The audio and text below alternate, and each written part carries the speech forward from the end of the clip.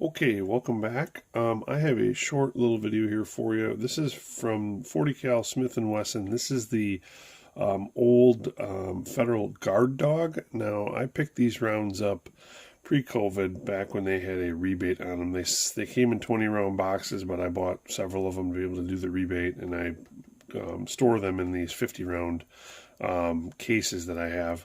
So this is not factory packaging, but this is a 135 grain expanding round, but it's not a hollow point. It looks like an FMJ. And I guess the design for this was twofold. One, it was to be able to be sold in jurisdictions that don't allow hollow points, which I guess there are still a few around the country. As well as to hopefully prevent overpenetration. So it's really for personal or home defense purposes. This is a light for caliber. It's only 135 grains.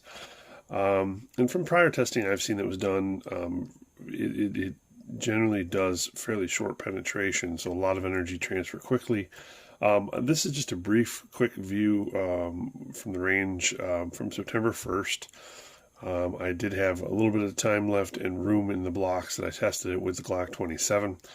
And go ahead and take a look. Guard Dog, Bear Gel, Glock 27.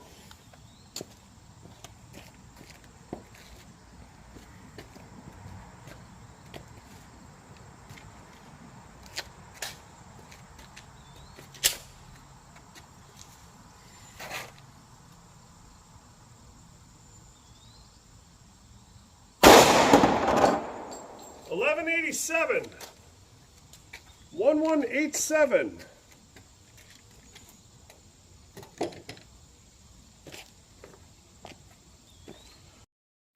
Okay, kind of hard to see, but it's one of the tracks here in the middle.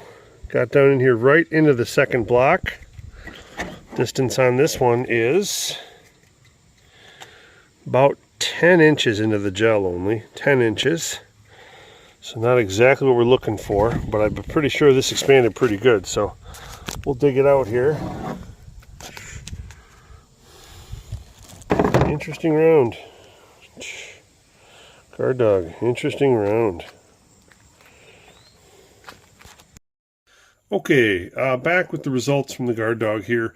As you can see, this FMJ type design is interesting in that it is barrier blind, so you don't have to worry about clothing or other objects, because what happens is when it hits something hard, it pushes in, and you can see the round basically collapses in, and the bullet itself when the tip of the bullet is pushed in, it just condenses, and then this blue polymer that's inside exits where those cavities are. So that's really there is a max, basically, expansion that it can reach, and then it reaches no further.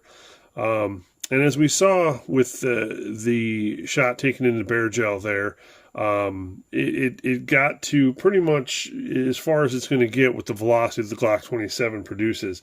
It got to about 10 inches in the clear ballistics. The expansion here, I'll throw it up on the screen here. We had a max expansion of about 0.68 inches, but it averaged about 0.65 inches all the way around, which is pretty good for a 40 Smith & Wesson. And the speed on this particular round was 1187 feet per second. So if you go and you compare with the results from previously done by like LuckyGunner.com, for example, I believe they also use a Glock 27 into clear ballistics. They had a 5-shot average of 1,124 feet per second, with the range being from 1044 to 1166. So my single shot at 1187 is well within, a normal deviation from that. Their 5-shot average was 10.8 inches, and that spanned from they had 2 shots that were less than 10 inches and 3 that were slightly above it. Their average was 10.8 inches.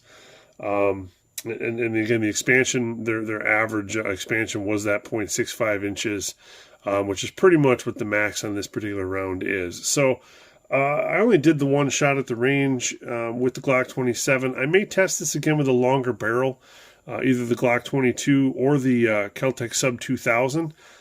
just because I'm thinking, with these rounds, there's really only two things that impact penetration, and that's going to be or two things that can happen with a round when it hits the target. It can either penetrate more deeply or it can expand more. And that's basically how it's slowed down to a stop. And really, this expansion is pretty much as max as this round gets. So potentially, with a little bit quicker speed, it can penetrate more and be a more viable option. But as it stands, it's light for caliber at only 135 grains. Doesn't quite hit those FBI thresholds. I could see where it's useful, especially if you're in a jurisdiction that you can't use a hollow point.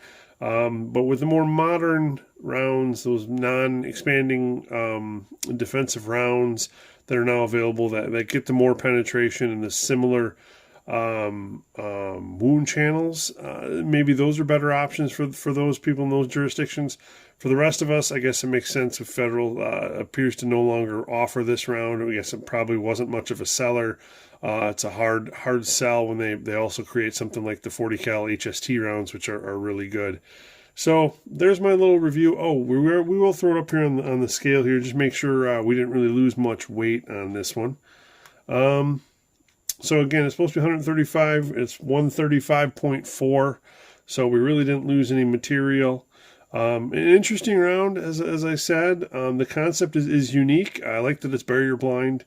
But I would like to see a little more penetration on this particular round. And again, I prefer with these, especially out of the short barrel. I mean, maybe the 165 I might be more comfortable with that, just because I'm always afraid of a lack of speed for expansion. But it's usually not an issue with 40 cal. So the 180, HSTs 180. I think the Rangers are going to do well. Those have been what I've carried in the past, even though I've never personally tested them. But I do plan to do a side-by-side test of the HSTs versus the Rangers in the near future in the 40 cal. So stay tuned for that. And if you have any other suggestions for possible testing, leave a comment, and I'll see what I can do. Otherwise, thanks for watching.